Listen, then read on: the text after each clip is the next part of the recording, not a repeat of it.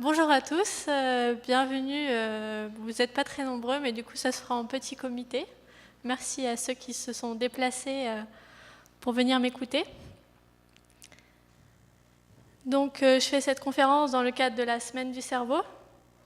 C'est un petit peu plus tard que la Semaine du cerveau, mais j'ai été prise un peu par quelque chose d'important. Je vais tout de suite vous le raconter.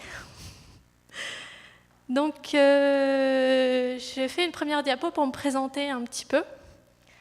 Donc moi, j'ai commencé par un bac S, en me disant, bon, c'est cool les sciences. Puis après, je me suis dit, tiens, je vais faire interprète en langue des signes.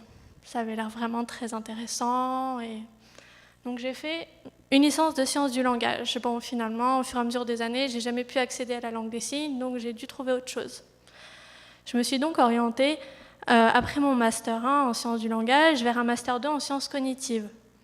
Là, c'était un peu plus vers le cerveau, un peu plus qu'est-ce qui se passe quand on apprend, quand on perçoit.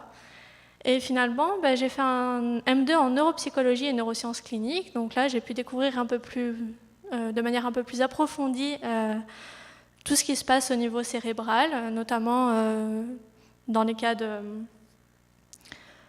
dans les cas cliniques, même si c'est pas trop mon domaine, j'ai pu aborder un petit peu ce sujet-là, donc c'était assez intéressant. À chaque fois, j'ai fait des petits stages, et ensuite, ça a débouché sur une thèse. Donc c'est ce qui m'a occupée ces 3 dernières années, 2 ans et demi plus exactement. Et j'ai soutenu ma thèse le 24 avril, donc il n'y a pas très longtemps. C'est pour ça que je ne pouvais pas présenter pendant la Semaine du cerveau, et que je présente aujourd'hui. Je voulais vous faire donc un petit point avant de commencer vraiment dans le vif du sujet sur qu'est-ce que sont les chercheurs, qu'est-ce que sont les scientifiques. Ce sont des spécialistes, donc c'est-à-dire qu'ils connaissent beaucoup de choses sur des sujets extrêmement précis. Ils ont donc d'énormes connaissances, mais quand on les interroge sur autre chose, qui n'est pas vraiment leur domaine, on est comme finalement vous tous, on n'a pas forcément la réponse. Donc moi, si vous m'interrogez par exemple sur la mémoire ou bien sur le sommeil, j'aurai pas de réponse, parce que moi je me suis intéressée à la perception multisensorielle du langage lors de la perception de syllabes pataka. Donc je ne peux pas aller plus loin que ça. Donc voilà, n'hésitez pas, je peux avoir des débuts de réponse, mais je ne suis pas une grande spécialiste de n'importe quel domaine. Donc voilà, j'ai notamment essayé de faire un parallèle un peu avec l'apprentissage, avec les enfants, mais ce n'est pas du tout ce que je connais le mieux. Donc ça sera peut-être à vous même de me donner des réponses et de me faire me questionner dans un temps de questions à la fin. Peut-être que ça sera vous qui m'amèneront des éléments pour poursuivre là-dedans. Donc voilà, on va commencer. Donc, communiquer avec le monde. Ça, c'est notre première partie. Comment l'enfant communique avec le monde, en fait? Il découvre son corps par rapport au monde. Il découvre qui il est lui-même, qui sont les autres, donc la limite entre son corps et les autres. Et pour cela, il utilise tous ses sens. Tous ses sens sont sollicités. Il y a un développement en parallèle donc, de ces 5 sens et des capacités cognitives qui se développent également au fur et à mesure. Donc on peut avoir des capacités motrices également, des capacités langagières et des capacités sensorielles qui se développent en parallèle. Ce qui fait qu'on a un apprentissage multisensoriel. On a une exploration multisensorielle des objets, par exemple. Lorsque l'on touche un objet, on a sa texture, sa forme, on a le bruit qu'il fait lorsqu'il tombe, on peut voir sa forme, etc. Il y a certaines études qui ont montré que la lecture était facilitée lorsque on avait le son, lorsqu'on avait la vision des lettres, mais également lorsqu'on pouvait toucher ces lettres. Donc il y avait une facilitation dans l'apprentissage de la lecture. Donc ça montre bien qu'il y a un côté multisensoriel dans l'apprentissage qui va nous intéresser par la suite. Un autre point, c'est comment on peut communiquer avec les autres. Donc comment l'enfant communique avec les autres? Le but de communiquer, c'est transmettre un message, transmettre un savoir. Par exemple, c'est le lien qu'il y a entre un enseignant et les élèves. L'enseignant va transmettre son savoir aux élèves et les élèves vont poser des questions. Ce n'est pas dans un sens unique. Pour cela, on a besoin d'outils, donc d'un locuteur et d'un auditeur. On a besoin d'un langage commun pour se comprendre, qu'il soit oral, signé ou écrit. Donc on a la langue des signes, par exemple, qui peut être utilisée. Et on a besoin d'un système de production et d'un système de perception. C'est la moindre des choses pour communiquer. Ensuite, on a des mécanismes. Donc pour produire, il faut maîtriser notre système de production, notre conduit vocal. Pour percevoir, il faut apprendre à traiter les informations qu'on perçoit. Ça se fait tout au cours du développement, mais on va y revenir. Et enfin, on peut observer ces différents mécanismes à l'aide d'études comportementales, d'études en électroencéphalographie ou en imagerie par résonance magnétique fonctionnelle, que je vais détailler juste après. Donc là, voilà, on va se focaliser maintenant sur ces deux aspects. Les mécanismes, donc produire et percevoir. Je vais m'attarder un peu plus particulièrement sur la perception, parce que c'est mon sujet de thèse, mais j'ai essayé de vous faire une petite introduction quand même sur la production, parce qu'il est important de comprendre comment on produit pour savoir vraiment ce qu'on perçoit.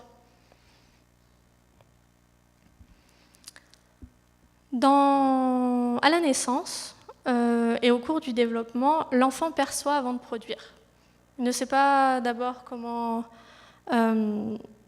maîtriser son conduit vocal, mais par contre, il est tout à fait capable de discriminer, de catégoriser des sons, de reconnaître même des syllabes, mais il ne sait pas encore les produire. Puis, autour d'une dizaine de mois, il commence à babiller. Puis, il y a les premiers mots qui viennent. Puis, une exploration lexicale. Donc ça, c'est entre 10 et 18 mois à peu près. Donc on voit qu'il y a un lien étroit qui se développe entre la perception et la production de la parole. La voix de l'enfant et la production du langage se construisent par imitation et par rétroaction auditive. C'est-à-dire que l'enfant va imiter l'adulte, les personnes de son entourage, et il va en même temps avoir un retour auditif qui va lui permettre d'améliorer à chaque fois ses productions pour atteindre la cible finale. Donc maintenant, comment on peut observer ces différents mécanismes? À l'aide de différentes techniques expérimentales. Donc on a les études comportementales qui nous permettent d'étudier les réactions du sujet à des stimuli externes contrôlés. Donc on regarde les temps de réaction, le pourcentage de réponse correcte. On peut regarder plein d'autres choses également, le mouvement des yeux, c'est assez vaste. On peut s'intéresser également à ce qui se passe vraiment au niveau cérébral, donc à l'aide de l'électroencéphalographie par exemple. On enregistre l'activité électrique du cerveau, ou alors en utilisant l'IRM fonctionnel, donc l'imagerie par résonance magnétique fonctionnelle, où on enregistre en fait la consommation de l'oxygène qui est représentative de l'activité cérébrale. Donc moi, je vais vous montrer des données, mais très rapidement pour pas rester non plus trop, pour pas vous embêter avec des termes trop techniques. Je vais m'intéresser à l'EG et à l'IRM fonctionnel, mais ça sera dans les dernières diapos. Donc voilà, on va faire un petit point sur la production de la parole maintenant. Dans une situation de communication, on a besoin de deux protagonistes, un locuteur et un auditeur. Donc là, on va s'intéresser à ce qui se passe au niveau du locuteur. On a pour produire un appareil phonatoire. Donc on peut résumer ça par la théorie source-filtre, c'est-à-dire qu'on a besoin d'une source, d'un générateur de son. Ici, les cordes vocales, entre autres, mais il y en a d'autres, qui sont notamment permis, qui sont générés à l'aide d'un appareil respiratoire, la soufflerie. Donc on a d'abord la soufflerie, puis le larynx, qui vient vibrer ou pas pour produire le son. Et ensuite, on a des filtres. Donc c'est des cavités par lesquelles le son va circuler pour être expulsé du conduit vocal. C'est ce qu'on appelle donc des résonateurs, des modulateurs du son. Donc on a la cavité buccale par exemple, la cavité nasale. Ce sont des résonateurs qui vont venir moduler en fait le son. Et enfin on a des articulateurs qui permettent de modifier la taille des résonateurs pour moduler certaines propriétés du son. Par exemple, la mandibule, donc c'est la mâchoire, la langue, le voile du palais ou les lèvres encore, on peut tous les bouger pour moduler le son. Comment fait-on pour faire bouger tout ça? Parce que c'est bien beau d'avoir tout ça dans notre corps, mais si on ne peut pas les faire bouger, ça ne sert à rien. Donc pour ça, on a besoin de 3 étapes. La planification du mouvement, donc l'intention de faire un mouvement. On va planifier, on va chercher les commandes motrices qui sont relatives à ce qu'on veut produire. Puis ensuite, on va faire exécuter ce mouvement. On va passer par le système moteur qui va nous permettre d'exécuter, donc d'envoyer des ordres à notre système phonatoire pour produire le son. Et ensuite, on a besoin d'un contrôle. On a besoin de vérifier ce qu'on dit. Donc on a un contrôle, toute une phase de rétroaction en fait, pendant ça et après, pour vérifier à chaque fois systématiquement, à chaque étape, ce qu'on vient de produire. Donc c'est important ces différentes étapes, notamment le contrôle, parce qu'on va le revoir un peu plus tard. Maintenant, on va s'intéresser à la perception auditive. Je vous l'ai dit, la production, c'est vraiment un tout petit point. Mais dans la perception auditive, il y a vraiment des millions de choses à voir, donc j'ai dû me restreindre à quelques effets. Donc dans une situation de communication, on l'a vu, un locuteur, et maintenant on va s'intéresser à l'auditeur.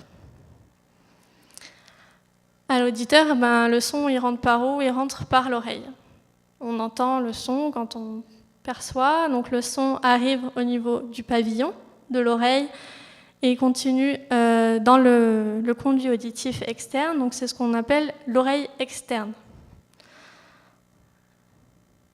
Ensuite, on va passer dans l'oreille moyenne, qui va permettre le transfert du son qui est issu du milieu aérien vers le milieu liquide de la cochlée, qui se trouve par la suite, à travers la mise en vibration du tympan, puis des osselets jusqu'à la fenêtre ovale, c'est une petite membrane, qui marque l'entrée de la cochlée située dans l'oreille interne.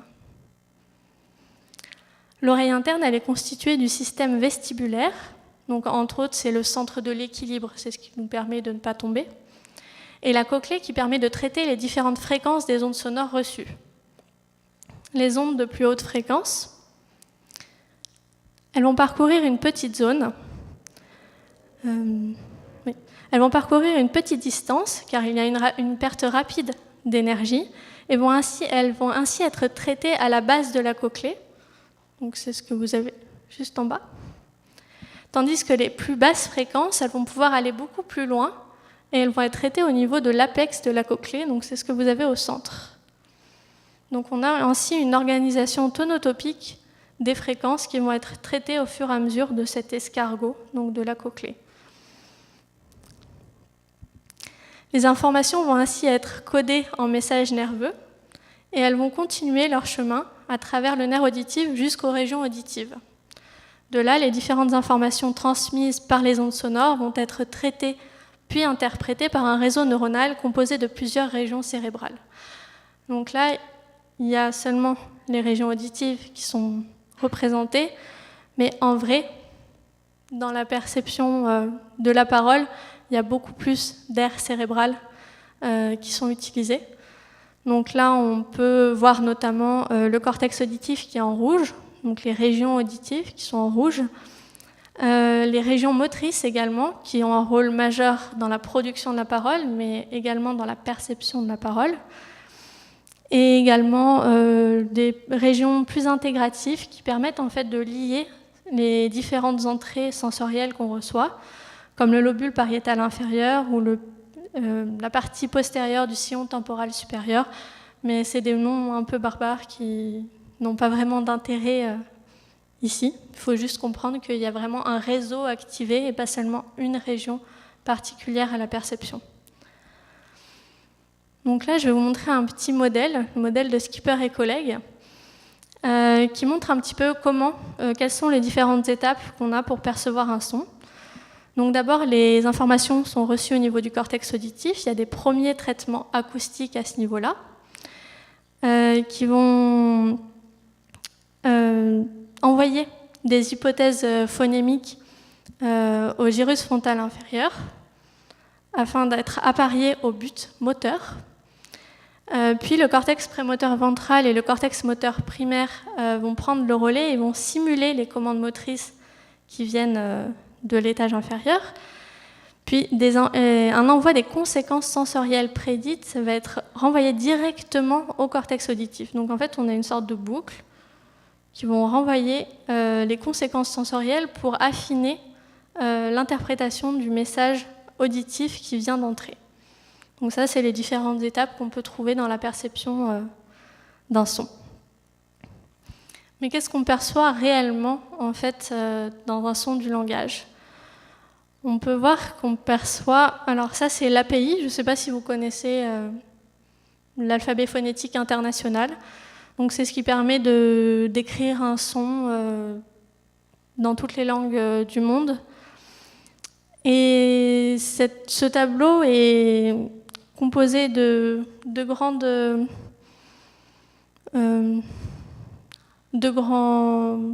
traits importants, le lieu d'articulation, donc c'est-à-dire où est-ce que se forme la fermeture du conduit vocal pour produire un son. Donc on a par exemple les bilabiales, où ça se forme au niveau des lèvres, le son be, le son peu.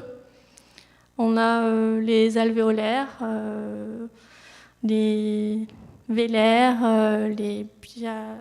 à chaque fois, on le verra plus tard avec la langue, c'est un endroit de fermeture du conduit vocal. On a également le mode d'articulation. Donc si c'est des plosives, s'il y a une fermeture totale, si c'est des fricatives, comme le son ch, le son f, on sent qu'il y a quand même un passage de l'air tout au long. Et on peut également percevoir le voisement. Donc, le voisement, c'est la mise en vibration des cordes vocales. Parce que pour produire des consonnes, par exemple, on n'a pas toujours besoin de mettre nos cordes vocales en vibration. Pour un peu, par exemple, mes cordes vocales, elles ne vibrent pas. Pour un be, en revanche, on peut sentir la vibration. Vous pouvez essayer, ça vous amuse. C'est toujours...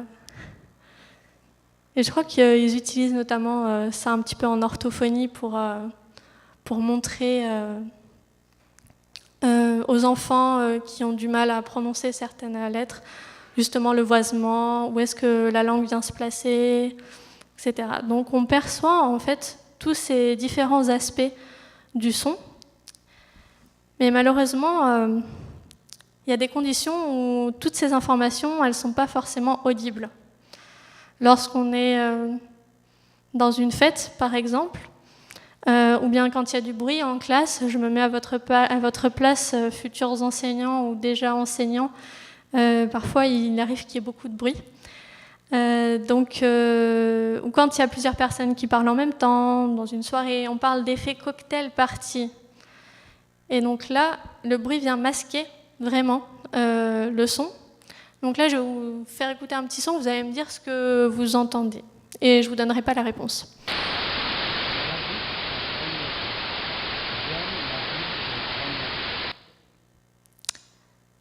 Voilà.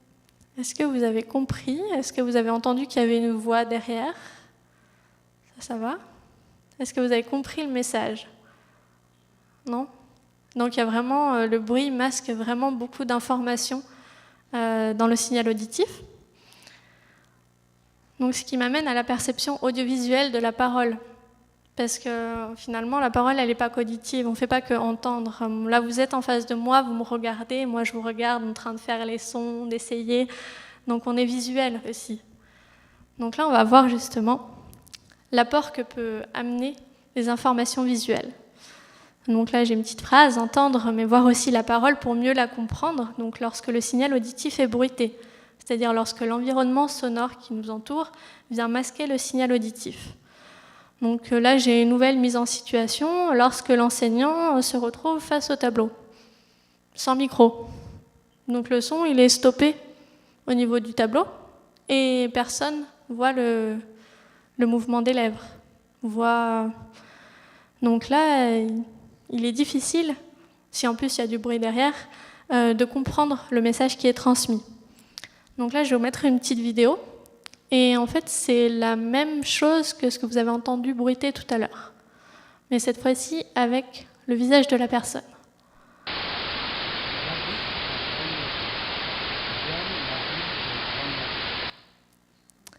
Voilà. Alors, est-ce que maintenant, cette fois, le message est un peu plus clair? Donc, il dit « J'habite à Grenoble, j'aime la ville de Grenoble ». Donc, vous voyez que, finalement, avec le visage de la personne, avec le mouvement des lèvres, on arrive à comprendre un message, même s'il est masqué auditivement par du bruit. Mais la complexité, elle ne provient pas forcément d'un bruit extérieur. Elle peut provenir du message linguistique lui-même. Lorsque le discours est sémantiquement ou syntactiquement complexe, difficile à dire, ou alors lorsque le locuteur s'exprime dans une langue étrangère ou avec un fort accent. Là, on a un intérêt, on a une facilité lorsque l'on voit la personne en face de nous prononcer son discours. Donc le visuel permet d'améliorer et de faciliter la perception de la parole. Et ces différents exemples que je vous ai montrés, ils démontrent un rôle complémentaire des informations auditives et visuelles. Il y a une illusion qui est intéressante et qui est assez marrante à faire. J'espère qu'elle va marcher ici. Ce n'est pas toujours le cas. C'est l'effet McGurk. Je ne sais pas si vous en avez déjà entendu parler. L'effet McGurk, je vais vous l'expliquer après. Je vais d'abord vous passer la petite vidéo. Je vais vous demander de fermer les yeux. Est-ce que c'est possible? Tout le monde ferme les yeux? C'est bon? Ah bah. Je vous la remets. Ah bah. Qu'est-ce que vous avez perçu comme son? Ah bah. Ah bah. Maintenant, vous allez regarder la vidéo. Ouais. Ah bah. Ah bah. Qu'est-ce que vous percevez maintenant? Aga. Est-ce qu'il y en a d'autres? Ah bah.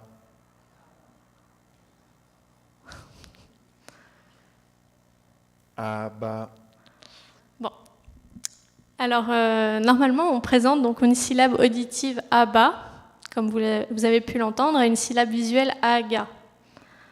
Donc, vous avez vu la personne prononcer aga. Et quand on couple les deux, parfois, on peut percevoir un nouveau percept qui est à mi-chemin entre les deux, comme la syllabe ada. Ada, elle reprend un peu des propriétés de chacun, ada et aba, aga. Donc, en général, quand ça marche, il y a beaucoup de sujets perçoivent ada. Donc, ça montre, en fait, cet effet, il montre qu'il y a des interactions entre les informations auditives et visuelles. Mais là, vous pouvez le voir, par exemple, il y a parfois des biais où vous avez été plus attiré par les informations visuelles, parce qu'elles étaient peut-être plus fortes que les informations auditives. Donc, il peut y avoir des biais, parfois, vu que vous n'avez pas fait la fusion. Donc, l'ajout de ces informations visuelles, donc, c'est-à-dire le mouvement des lèvres, ici, elle peut également permettre un apprentissage d'une langue seconde plus facilement. En effet, l'apprentissage intensif d'un signal auditif, donc d'une consonne ou d'une voyelle de manière auditive, a montré que nous pouvions à terme percevoir des contrastes qui étaient non pertinents dans notre langue maternelle. Par exemple, en japonais, nous avons le et le re qui est très difficilement perceptible. Donc pour eux, ils n'ont pas de contraste, le re, et c'est exactement le même phonème. Or pour nous, c'est tout à fait différent. Quand on voit right ou light, on sait on entend une différence. Donc certaines personnes ne perçoivent pas certains contrastes en fonction de la langue maternelle qu'on a, etc. Et ils ont montré qu'avec un apprentissage intensif auditif, on arrivait à percevoir ces contrastes. Mais on reste quand même moins bon que des personnes natives.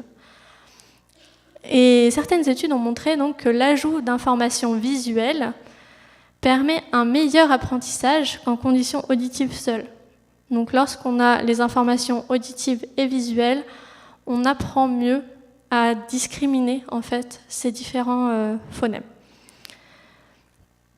Mais les sons, ils restent quand même parfois compliqués à produire car on ne sait pas comment placer sa langue.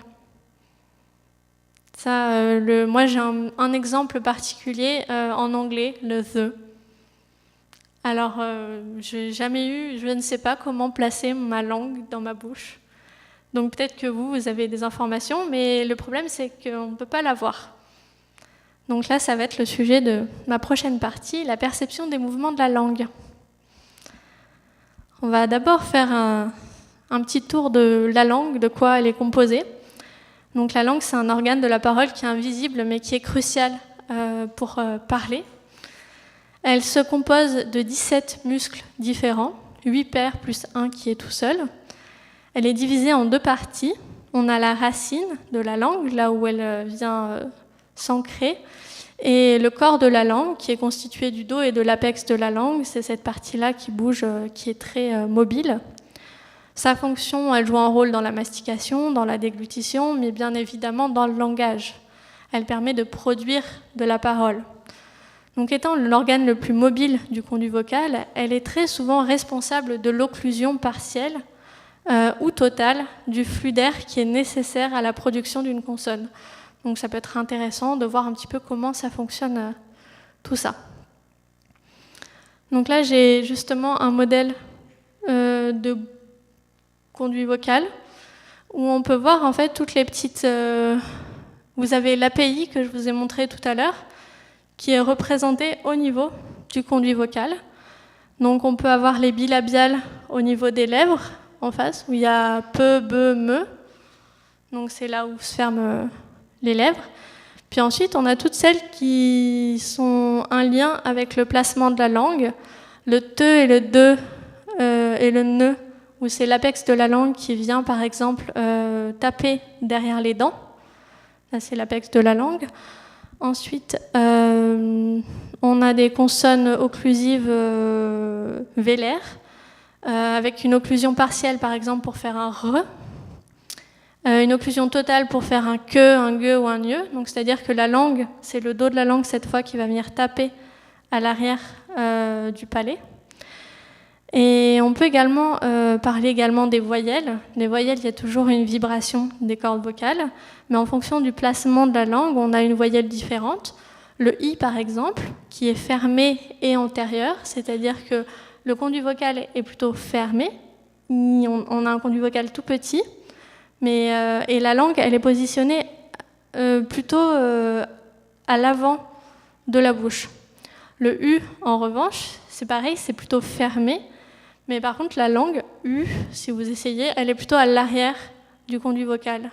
C'est le bas de la langue qui est à l'arrière du conduit vocal. Et le A, quand vous prononcez un A, vous ouvrez bien grand la bouche. Donc là, c'est une voyelle ouverte et qui est centrale. La langue, elle est dans une position neutre. Donc voilà quelques exemples des sons que vous pouvez percevoir et surtout de l'intérêt de la langue dans la production de ces différents sons. Mais alors, comment on fait pour percevoir ces mouvements de la langue? Comment on peut les montrer et les regarder, les observer? Donc il y a plusieurs techniques. Là, ici, il y a par exemple l'OptiSpeech. Donc ça consiste en un avatar 3D transparent dont la langue est colorée. Donc là, vous pouvez voir la langue en rose. Il y a un système d'électromagnétique d'articulographie qui est positionné en fait pour regarder le mouvement de la langue. Donc il est positionné sur la langue du participant et on peut ainsi voir les différents mouvements. Et ces informations de positionnement dans l'espace sont envoyées en fait en temps réel à l'avatar en 3 dimensions pour visualiser en direct les mouvements. On a ensuite la tête parlante. Donc ça, cette fois, c'est un visage artificiel qui est créé à partir de plusieurs modèles 3D des différents organes reconstitués sur la base d'imagerie par résonance magnétique, donc d'images qu'on a enregistrées, ou d'images par rayon X également. Et il y a un logiciel qui permet de contrôler chacun des paramètres de ces modèles pour leur donner la forme voulue. Donc on peut contrôler vraiment chacun des paramètres, l'ouverture de la mandibule, donc de la mâchoire, le positionnement de la langue, etc. Et ensuite, on peut sélectionner les organes qu'on souhaite voir pour l'expérience, donc que l'on veut rendre visible. Donc ça, c'est la tête parlante qui est utilisée dans notre laboratoire au Gypsalab notamment. Et enfin, il y a l'ultrason. L'ultrason, vous connaissez tous, c'est le principe de l'échographie. Donc quand on va regarder la tête du bébé dans le ventre, là on utilise exactement les mêmes propriétés. Donc on utilise les propriétés des ondes ultrasonores en fonction des milieux traversés et des matériaux rencontrés pour ensuite reconstituer une image des échos renvoyés. Donc là vous avez une image de la langue. Ça peut paraître un peu flou comme ça, mais si je vous explique, ça va aller mieux. En fait, la ligne blanche, c'est le dos de la langue. Elle est vue de profil, comme ça. Et sur ma gauche, vous avez l'apex de la langue, la pointe de la langue. Donc là, l'image que vous voyez, c'est la langue qui est comme ça. Et ce système d'ultrason, donc c'est ce que j'ai utilisé pour une de mes expériences, que je vais vous montrer après, un peu plus tard. Donc quel est l'intérêt de percevoir la langue ? Des études ont montré qu'elle permettait d'améliorer la perception auditive en conditions bruitées. Donc lorsque notre signal auditif est bruité, si on vous montre les mouvements de la langue, vous pouvez réussir à décoder le message auditif, le message linguistique transmis. Ça paraît, on dirait que ça en surprend certains. Pour ça, dans ces expériences-là, par exemple, ils ont utilisé une tête parlante de synthèse, donc que je vous ai montré, mais ces résultats, ils étaient quand même mitigés. C'est-à-dire que c'était vrai uniquement pour des syllabes qui étaient articulées très en arrière du conduit vocal, qui sont vraiment pas visibles, mais du coup, à l'aide du mouvement de la langue, il y a eu une amélioration à les montrer.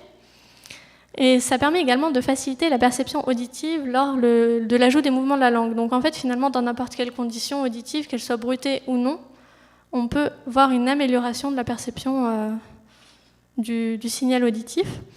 Donc pour cela, ils ont utilisé des images ultrasons avec des stimuli audiovisuels congruents ou non. Donc congruents, c'est-à-dire que l'audio et le visuel étaient les mêmes. Incongruents, c'est qu'ils ont changé un des deux signaux, le signal audiovisuel ou le signal auditif ou le signal visuel. Et ils ont montré donc que la perception audiovisuelle langue, donc lorsqu'on montrait l'image visuelle de la langue, était facilitée par rapport à une condition auditive seule ou une condition visuelle seule. Et lorsque les deux conditions audio et visuelles étaient congruentes. Donc finalement, les mouvements de la langue, même si on ne les voit pas, ils peuvent quand même nous permettre d'améliorer notre perception. Finalement, moi, instinctivement, j'aurais dit ça permet l'apprentissage des langues complexes, de sons complexes ou de langues secondes, par exemple. En effet, il y a des études qui ont montré que l'apprentissage d'une langue étrangère était facilité lorsque les lèvres ou la langue étaient montrées. Donc je reviens à mon exemple du the en anglais. Donc on peut plus facilement apprendre ce son-là lorsqu'on voit où se place la langue. Donc en fait, ça permet à l'apprenant de réajuster plus rapidement les gestes articulatoires pour atteindre la cible voulue. Donc exactement où est-ce qu'il doit positionner sa langue. Donc pour cela, pour cette expérience-là, ils ont utilisé l'OptiSpeech, donc la première technique que je vous ai montrée. Et finalement, là, je vais vous montrer très rapidement mes résultats que moi j'ai obtenus lorsque j'ai demandé à mes participants de percevoir les mouvements de la langue. Donc pour cela, j'ai regardé les réseaux neuronaux, en fait. Je me suis intéressée à qu'est-ce qui se passait dans le cerveau quand on percevait des mouvements de la langue.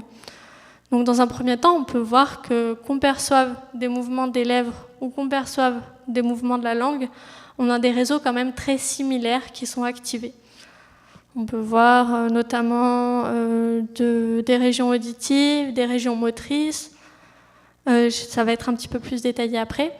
Donc finalement, la langue ou les lèvres, ça a l'air d'être relativement similaire, ce qui est intéressant puisque la langue, on ne la voit jamais, alors que les lèvres, on y est confronté chaque jour. Je regarde juste. C'est bon, je suis large. Et ensuite, on a regardé qu'est-ce qui était plus activé lorsqu'on percevait des mouvements des lèvres, puis lorsqu'on percevait des mouvements de la langue. Il y a bien des régions plus spécifiques à ces traitements-là. Donc là, on peut noter, par exemple, en haut, vous avez en fait des contrastes qui ont été faits. En haut, à ma gauche, par exemple, on a un contraste de visuel lèvres par rapport à visuel langue. Donc lorsqu'on présente uniquement des mouvements des lèvres ou uniquement des mouvements de la langue, et donc pour le mouvement des lèvres, on voit qu'il y a une activation plus importante des régions auditives et également des régions visuelles. En revanche, lorsqu'on regarde plutôt les régions activées lors de la perception des mouvements de la langue, on voit qu'il y a des régions plutôt motrices qui pourraient suggérer en fait qu'on simule un peu les mouvements, qu'on refait les mouvements de la langue pour essayer de les décoder. Donc là, c'est ce que nous montre un petit peu cette expérience, c'est qu'on utiliserait un petit peu nos connaissances motrices des gestes de la langue, parce qu'on est capable de la bouger, cette langue. Donc on a des connaissances motrices, et on les utiliserait pour essayer de décoder cette nouvelle image, cette nouvelle vidéo qu'on n'a jamais vue des mouvements de la langue. Donc voilà, je vais m'arrêter là pour la perception de la langue, et maintenant je vais m'intéresser à la perception tactile de la parole. Donc c'est un autre point marrant de ma thèse, on va dire. Donc le tactile, qu'est-ce que c'est ? C'est un des 5 sens qu'on utilise pour explorer notre environnement, je vous l'ai dit tout à l'heure. En fait, on a des capteurs qui sont répartis sur toute la surface de notre peau. Ces capteurs sont sensibles à la pression, à la vibration, à la température et même à la douleur. Ils permettent d'apprécier la texture, la forme et même le poids d'un objet. Cette sensibilité, elle varie en fonction des zones du corps, donc vous pouvez très bien le constater par vous-même. Les lèvres et les doigts, par exemple, ils possèdent un très grand nombre de capteurs, contrairement au dos. On a jusqu'à 2500 capteurs par centimètre carré au niveau des lèvres et au niveau des doigts, donc c'est énorme. Il y a beaucoup d'informations qui sont captées à ces endroits-là. Et on peut mesurer la sensibilité tactile grâce à un test des 2 points. Donc en fait, on vous place 2 points sur un endroit, on peut le faire sur la main, sur le dos, et à chaque fois, on modifie cette distance et on vous demande si vous percevez 1 ou 2 points. Et ça permet de mesurer la sensibilité tactile. Donc là, je vais plus aller vers votre domaine, la méthode Borel-Mesoni. Moi, je ne connaissais pas. Je ne sais pas si vous en avez déjà entendu parler pour l'apprentissage de la lecture notamment. Elle permettrait de faciliter l'entrée dans le langage. Donc ici, dans cette méthode-là, il y a un geste qui est associé à un son, qui est associé à plusieurs graphèmes. Donc par exemple, le son O, qui est écrit AU, EAU, OS, OT, OT, AUT, AUD, il y a vraiment plein de façons de les écrire. Il y a un seul son, et donc là, ils associent un geste à ce son et à ces différents graphèmes. Donc il y a par exemple je vais le dire après. À l'origine, cette méthode elle a été créée pour des enfants sourds, pour les aider à produire du langage et à lire également. Puis ensuite, ça a été adapté à des enfants avec des difficultés d'expression ou des enfants dyslexiques, par exemple. Et finalement, elle a été adoptée pour tous les enfants pour faciliter leur entrée dans le langage. On utilise alors en fait le canal visuel. Donc on voit le mouvement qu'on fait avec la main, mais également le mouvement du corps, parce que finalement, en fait, les gestes qui sont montrés, ils correspondent parfois avec un trait articulatoire. Par exemple, le N, le son N, il va être codé en quelque sorte en plaçant ses 2 doigts au niveau du nez. Donc ça montre la nasalité. Donc c'est très visuel et en même temps ça implique le corps entier et on montre d'où vient le son. Donc là, ce n'est pas vraiment du tactile, mais il y a quand même quelque chose dans l'apprentissage, on voit qu'il y a un intérêt multisensoriel. Donc pour aller plus loin dans la perception tactile du langage, il y a plusieurs manières de le percevoir. Il y a la méthode Tadoma. Elle est utilisée par les personnes sourdes aveugles qui ne peuvent ni entendre ni voir. Elles ont besoin de comprendre le langage autrement. Donc elles viennent en fait poser leurs mains comme ceci sur le visage du locuteur, de la personne qui parle, pour percevoir en fait les mouvements des lèvres, les mouvements de la mandibule, les vibrations également au niveau du conduit vocal. Et grâce à ça, elles sont capables de comprendre quelqu'un qui parle dans un débit un petit peu plus ralenti, mais pas tant que ça. Elles sont capables de comprendre un discours sans entendre, sans voir la personne. Donc c'est assez magique et je me suis intéressée moi à cette méthode-là en particulier. Mais il y a d'autres manières de percevoir le langage. Il y a la langue des signes tactile par exemple.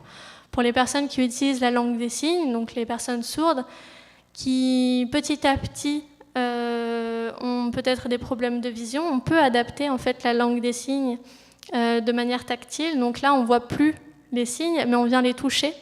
Donc la personne qui produit les signes, on vient mettre la main sur la personne qui va produire les signes et on sent la configuration de la main. Et enfin, il y a également des alphabets tactiles. Donc là, c'est beaucoup plus codé. On prend la main comme référence et il y a à chaque endroit de la main, elle correspond à une lettre de l'alphabet. Et en fonction de si on appuie, si on pince, si on fait un trait, ça correspond donc à une lettre différente. Donc ça, c'est les alphabets tactiles, mais c'est beaucoup plus codifié et plus difficile à utiliser. Mais il existe un gant où finalement il y a toutes les informations qui sont écrites sur ce gant-là, et donc on a juste à épeler les mots en touchant. Donc voilà, c'est une autre manière de percevoir tactilement la parole, mais cette fois c'est vraiment en épelant.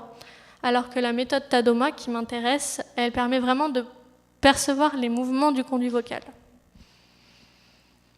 Donc là, je vais faire un petit rappel sur la perception audiovisuelle qu'on a vue tout à l'heure. Donc les conditions auditives et visuelles sont des modalités que l'on a l'habitude d'utiliser pour percevoir de la parole.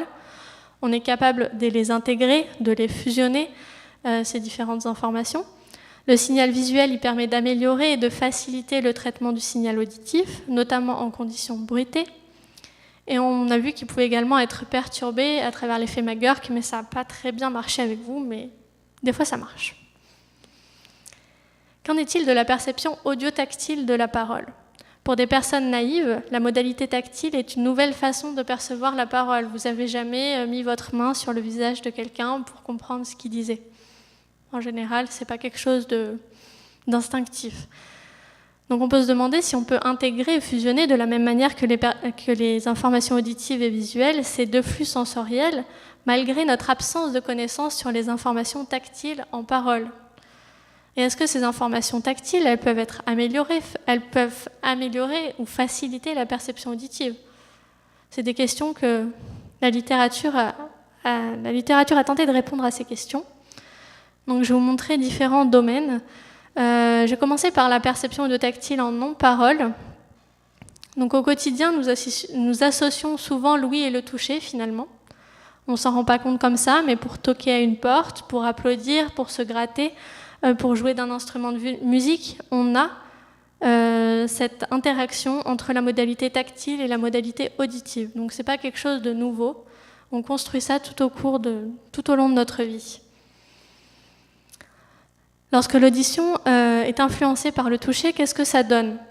La perception de l'intensité d'un son, par exemple, peut être modulée par une vibration tactile sur la main. Donc lorsqu'on vient appliquer une vibration sur la main, on n'entend pas l'intensité du son de la même manière. Donc on a notamment le choix d'une intensité plus faible lorsque le son est associé à une vibration. C'est comme si on le percevait moins fort lorsqu'il était associé à une vibration. Donc cette vibration, elle faciliterait l'intégration des informations auditives et tactiles. Maintenant, lorsque le toucher est influencé par l'audition, c'est possible. On a cet exemple que j'aime beaucoup, la sensation de peau de parchemin, lorsque, en fait, ils sont une modification artificielle d'un son de frottement de main. Donc on frotte les mains, il le modifie artificiellement. Et en fait, quand on passe cette modification à des personnes à qui on est en train de frotter la main, ils ont une sensation de dessèchement des mains. Donc cette modification qui est artificielle d'un son qui est attendu normalement, on attend un son particulier quand on se frotte les mains, ça change la perception tactile qu'on a du phénomène. On a également un autre exemple, c'est notre perception du nombre de tapes qu'on peut nous faire sur la main qui est influencé par le nombre de bips entendus. Donc, c'est-à-dire qu'on envoie auditivement un certain nombre de bips et on fait des tapes correspondantes. Donc parfois, elles sont cohérentes, mais parfois, il y a moins de bips que de tapes, ce qui diminuerait le nombre de jugements ça diminuerait le jugement du nombre de tapes. C'est-à-dire que si on met moins de bips auditifs, on a l'impression qu'il y a moins de tapes sur la main. Donc ça montre qu'il y a vraiment des interactions fortes entre les conditions auditives et tactiles. J'espère que je ne vous perds pas encore. Jusque-là, ça va. Ensuite, on a bien sûr la parole. La perception audio-tactile en parole, c'est ce qui m'intéresse vraiment, moi. Au quotidien, nous n'utilisons jamais le toucher pour comprendre ce que quelqu'un nous dit, sauf pour les personnes sourdes aveugles qui l'utilisent, elles.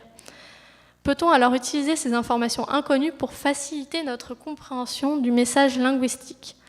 Donc là, on s'est intéressé aux interactions entre la modalité tactile en utilisant la méthode Tadoma, que je vous ai expliqué tout à l'heure, donc en venant mettre la main sur le visage du locuteur, et une condition auditive.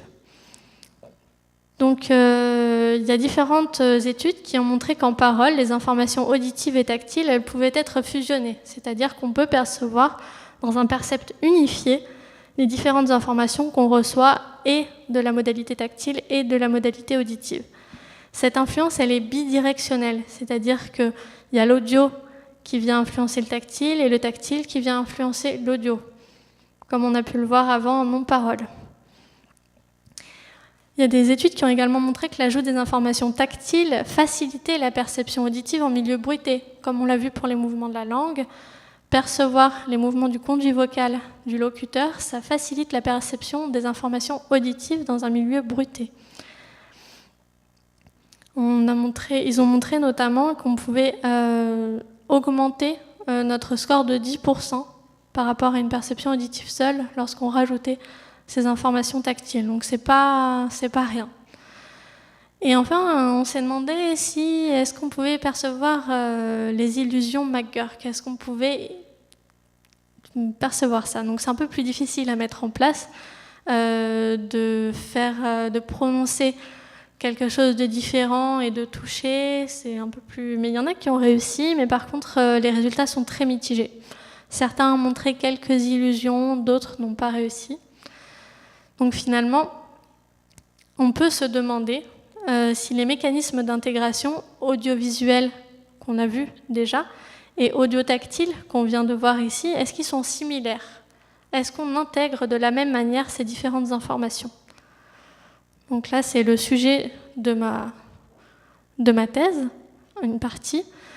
Donc pour étudier les mécanismes d'intégration, on peut avoir deux possibilités, l'IRM fonctionnel, pour déterminer les réseaux neuronaux qui sont activés durant la perception, mais pour étudier la perception tactile, l'IRM fonctionnel, c'est compliqué, parce qu'il faudrait aller dans la machine, dans l'IRM, et venir prononcer en direct avec quelqu'un qui met sa main sur notre visage. C'est quand même pas très pratique dans l'IRM. Donc on peut utiliser l'EEG, l'électroencéphalographie, qui nous permet de déterminer le décours temporel, cette fois, de ces différents mécanismes. Donc là, nous, on s'est intéressé au potentiel évoqué auditif. Donc ces potentiels évoqués auditifs sont des réponses du cortex auditif à des stimuli extérieurs. Donc on va regarder ces réponses-là sur le décours des signaux électriques. On va s'intéresser au N1 et au P2. Donc c'est des réponses qui apparaissent à 100 millisecondes et 200 millisecondes après le début du stimulus qui est envoyé. Donc c'est des intégrations qui sont dites précoces en perception donc audiovisuelle. Ça a déjà été fait. En perception audio-tactile, ça c'est la nouveauté qui arrive. Donc là, vous avez un exemple ici d'un signal EEG moyenné avec le pic N1, donc la réponse N1 et la réponse P2. Et donc moi, je vais m'intéresser à ces deux pics-là. Et on va voir ce qui se passe. Est-ce qu'on peut voir une différence? Ici, on va donc regarder l'amplitude. Donc l'amplitude de ce pic, c'est-à-dire la différence qu'il y a dans la hauteur du pic. Et la latence, c'est-à-dire l'apparition de ce pic. On va regarder s'il y a des différences entre les conditions auditives seules, audiovisuelles et audio-tactiles. On sait qu'en audiovisuel, il y a une différence d'amplitude et une différence de latence par rapport à la condition auditive seule. L'amplitude est plus réduite et la latence est décalée et précède lorsqu'on a les informations visuelles. Donc on va voir maintenant si les informations tactiles qui sont ajoutées nous permettent d'obtenir des résultats similaires. Donc là, c'est mes résultats que je peux vous décrire ici. Donc là, on a de nouveau un signal EEG moyen. Donc là, il y a une dizaine de sujets qui ont été testés. On peut voir les réponses N1 et les réponses P2. Et quand on s'intéresse à l'amplitude et à la latence, on voit qu'on a une différence, en effet, d'amplitude en conditions audiovisuelles par rapport à une condition auditive seule. Donc ça, c'est ce que la littérature avait déjà montré. Et on a également une amplitude plus réduite lorsque l'on ajoute la condition tactile. Donc ça veut dire qu'il y a une intégration des différentes informations précoces avec cette diminution d'amplitude. Et on observe la même chose pour la latence. La latence est plus réduite en conditions audiovisuelles par rapport à une condition auditive seule. Et elle est également plus réduite en conditions tactiles, audio-tactiles, par rapport à une condition auditive seule. Donc ces différents résultats nous montrent qu'on intègre quelque part un peu de manière similaire les informations auditives et les informations tactiles que l'on ne connaît pas.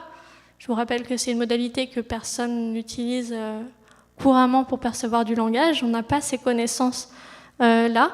On les intègre de manière similaire à des conditions audiovisuelles qu'on connaît très bien.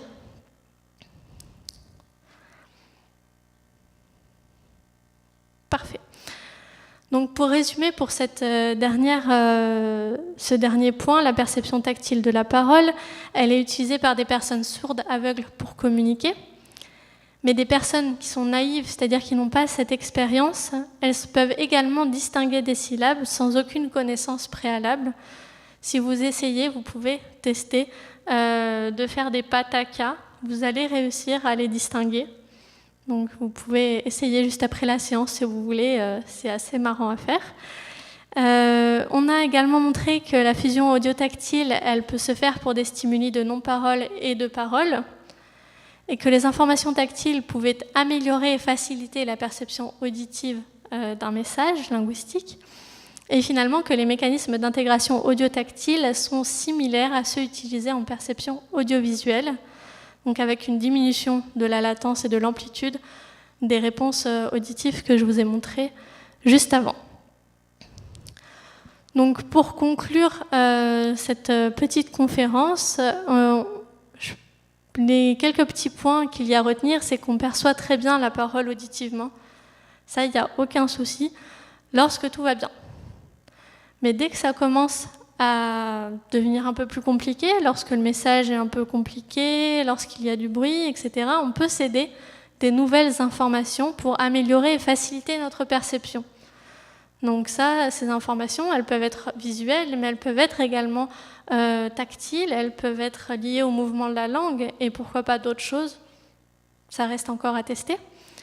Et finalement, l'apprentissage et la compréhension, notamment en classe, donc je m'adresse à vous les futurs enseignants ou les enseignants déjà, elles pourraient être améliorées par des stimulations qui seraient plutôt multisensorielles, plutôt que de parler uniquement à à vos élèves, essayez de les regarder en même temps et d'attirer leur attention sur votre visage. Ils pourraient peut-être vous comprendre encore mieux. Donc voilà, je vous remercie de votre attention.